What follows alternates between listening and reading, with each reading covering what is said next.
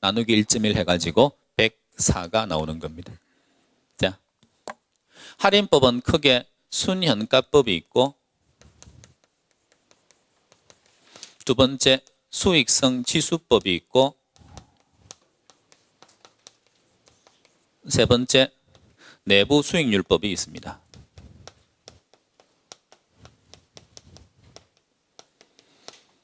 요거 말고도 이름에 현가라고 하는 표현이 들어가는 방식이 나오거든요. 또는 할인이라고 하는 말이 들어가는 방식. 얘들은 전부 다 할인법입니다.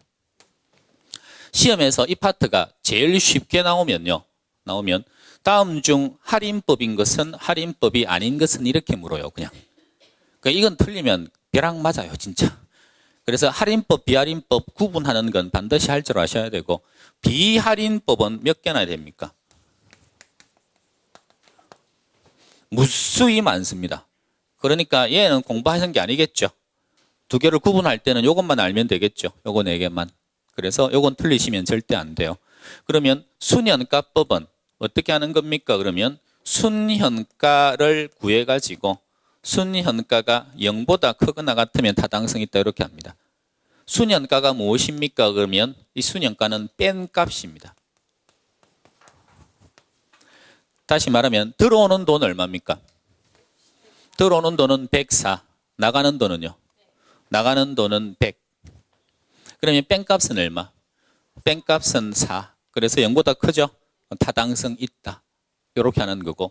그 다음 수익성 지수법은 나눈 값 가지고 하는 거거든요. 그러면 요거 나누기 하면 얼마예요? 104에서 100을 나누기 해버리면 1.04 나오죠. 그렇게 해서 나눈 값을 수익성 지수라 그러는데, 수익성 지수가 1보다만 크거나 같으면 타당성이 있다 이렇게 합니다. 그 다음 세 번째 내부 수익률법은 요 투자 대상의 기대 수익률을 내부 수익률이라고 그러거든요.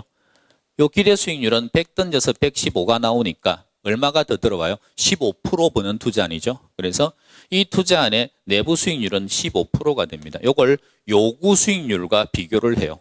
근데 요구하는 수익률은 10%거든요. 그러면 얘가 더 크죠?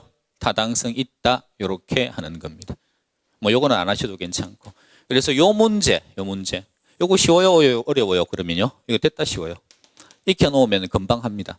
그러니까 요것도 출제 굉장히 많이 됩니다. 그래서 투자론 파트에서는요 이런 것들은 무조건 잡으셔야 돼요. 자, 그 다음에 보십시오. 다시 할인법에서 DCF 기법 해가지고 순현가법, 내부 수익률법, 수익성 지수법, 현가 회수기간법 이런 말들이 있죠. 이거 익혀야 되고, 두 번째 타당성 판단 기준, 순현가는 0보다 크면 되고, 내부 수익률은 요구 수익률보다 크면 되고, 수익성 지수는 1보다 크면 되고, 요것도 정확하게 아셔야 되고, 세 번째 비할인법이 있거든요. 요 비할인법에 해당하는 것들은 전부 다 어떤 비율들입니다. 요거 비율들이 공부하실 시험에 나올 수 있는 게 한 13가지 돼요. 그래서 요거 출제 가능성이 100%입니다, 이건. 그래서 이거 여러분 맞추게 하려고 하면은 방법은 딱 하나예요. 어떻게 하면 됩니까? 그러면 13가지 비율 공식이거든요. 뭐는 뭐분의 뭐다, 뭐는 뭐분의 뭐다. 그 공식 한 장을 딱 적어가지고 그 다음에 어디 조용한 데 가둬버리는 거죠. 딱 가둬놓고 그 다음에 똑똑해가지고 다 되셨어요. 그래가지고 다 됐다 그러면은 테스트를 간단히 해가지고 몇 개 물어서 통과하면 집에 보내주고, 집에 뭐 못 보내주면은 그냥 가둬버리고. 그거 한번 해보실래요? 안 그러면 그냥 하나 틀리고 말래요. 2개도 나옵니다.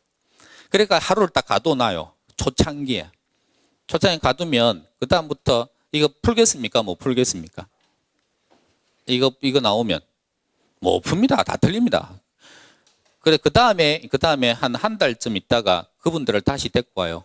데리고 와가지고 가두려고 또 해요. 또 틀릴 거니까. 가두기 전에 이야기를 해요. 그러면 13개 중에 내가 2-3개만 하는 걸로 할 테니까 요 2-3개는 확실하게 할래요? 그러면 할까요? 안 할까요? 2-3개는 13개에서 2-3개로 줄여주면. 그러면 정말 고마워하면서 감지덕지하면서 2-3개인데 그걸 못 하겠냐고. 그러면 하는데 제가 처음부터 2-3개를 딱 줄여가지고 이것만 하세요 해놓으면요 끝까지 안 해요. 그 2-3개를. 1순위가 반드시 나옵니다. 100% 나옵니다. 작년에도 막 입에 거품을 물고 이야기했는데 부채 감당률 이 적어놨죠. 그 다음 2순위가 순소득 성수예요. 작년에 이거 나왔을까요? 안 나왔을까요? 작년 시험에 이 부채 감당률 나왔거든요. 근데 다 틀렸습니다, 이거. 지금 여기 제 건 없어가지고 여러분들 지금 설명을 못 하겠는데 이렇게 나왔어요. 이렇게 막 줘놓고 1번 뭐는 뭐다, 2번 뭐는 뭐다, 3번, 5번에 이렇게 되면 부채 감당률은 뭐다 이렇게 나온 게 있어요. 문제가 지문이 되게 길어요. 그래서 이렇게 나오면 내가 아는 건 두세 개밖에 없으니까 부채 감당률, 이건 내가 배운 거다. 이거는 뭐 나누기 뭐다. 이건 알 거 아니에요. 그러면 아는 것만 탁 찍어서 일단 봐야죠. 그 부채 감당률 탁 찍으면 이거 답이에요. 그러니까 부채 감당률이 답으로 또 잘 나온다고 그렇게 이야기했거든요. 순소득 성수 익혀놔야 된다. 순소득 성수는 나왔을까요? 안 나왔을까요? 나왔습니다. 내년에 나올까요? 안 나올까요? 재작년에 나왔을까요? 안 나왔을까요? 그렇게 나온다고 공식 하나만 외우면 된다고 뭐 나누기 뭐라고 그렇게 이야기를 했는데 그걸 1년 넘치도록 안 하는 이유가 무엇일까요? 자, 하세요. 그래서 그거 적어놨죠, 지금. 3번, 4번에서 순소득 성수하고 부채 감당률하고. 그래서 이왕이면 오늘 외우십시오. 뭐 나누기 뭐다 하는 거. 자, 외우시고. 그 다음에 이거 외워놨으면 두 문제 맞췄다니까요. 두 문제 맞췄으면 지금 재수하시는 분 중에서 한 문제나 두 문제 차이로 떨어지신 분 있죠? 요거 틀리고. 얼마나 안타깝겠습니까? 이거 하면 되는데. 자. 4번. 투자의 우선순위 결정 시 판단한다. 수년값. 이 방식이 몇 개 있는데 요거 중에서 제일 좋은 건 뭐다? 이 수년값법입니다. 왜 그런지는 뭐 지금 설명드릴 계제는 아니고. 그 다음에 중요한 지문 정리해가지고. 지금 요 나가는 요거 자료 있죠, 이거. 이게 뭐냐, 그러면 작년에 저기 최종 마무리 특강할 때 1일 특강하면서 드렸던 자료 중에서 확 쳐버리고 원래는 이게 20페이지였거든요. 그러니까 하여튼 그렇게 뭐 많지는 않지만 그 중에서 뭐 자료가 뭐 있기는 있어야 되겠고 해가지고 이건 지금 정리해서 드린 겁니다. 이게 작년에 했던 자료예요, 이게. 자, 중요 지문 정리. 순소득 성수는 자본 회수 기간을 의미한다. 환원이율과 역수관계에 있다. 이왕 했으니까 두 가지 해볼게요, 그러면. 대부분 다 오늘 수업 아침에 들으셨던 분들이 많으니까 보세요. 부동산 투자를 합니다. 투자를 하면 이 부동산이 200짜리 부동산이에요. 근데 내 돈이 100이고 융자 받은 게 100입니다. 그러면 이게 투자 금액이에요, 지금. 빌린 돈 100에 내 돈 100에 총 투자 금액은 200. 투자를 하면 얘는 나가는 돈이에요. 투자 금액이고. 그러면 들어오는 돈이 나옵니다. 들어오는 돈은 두 종류라 그랬죠. 운영해서 들어오는 돈이 있고 처분해서 매각해서 들어오는 돈이 있다. 요 운영해서 들어오는 돈 이것도 달달달 외워야 됩니다. 가능총소득, 유효총소득, 순영업소득, 세전현금수지, 세후현금수지 이렇게 5개가 있고요.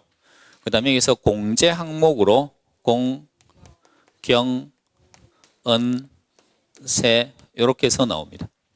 부채 감당률 맨날 나온다는 거 그건 뭐냐 그러면 금액을 다 적어볼게요. 가능총소득이 100, 공실이 10, 유효총소득금 빼면 90, 경비가 40, 빼면 순영업소득은 50. 자, 여기 뺀 거예요. 이렇게. 은행한테 나가는 돈이 30, 세전현금수지 빼면 20, 세금이 10, 세후현금수지 10 이렇게 되어 있다면 요 부동산이 이 순영업소득 가지고 은행한테 나가는 돈 요거 감당할 능력이 되겠느냐. 얘가 부채 감당률입니다. 부채 감당률은 요거 나누기 요거 하면 돼요. 다시 순영업소득에서 은행한테 나가는 부채 서비스액이거든요. 요거를 뺀 값이면 세전현금수지라 그러고 여기서 요걸 나누기 해놓은 값을 부채 감당률이라고 합니다. 그러면 50 나누기 30이겠죠. 그럼 얼마? 50 나누기 30 하면 나오죠. 서로 계산 안 되는 거니까 우리끼리 양해하고 넘어가고. 그래서 두드려 보십시오, 계산기. 그러면 요거 계산하면 나와요. 이게 부채 감당률입니다. 기억하셔야 돼요. 부채 감당률은 요것만 묻는 게 아니고 또 나옵니다. 다른 데서.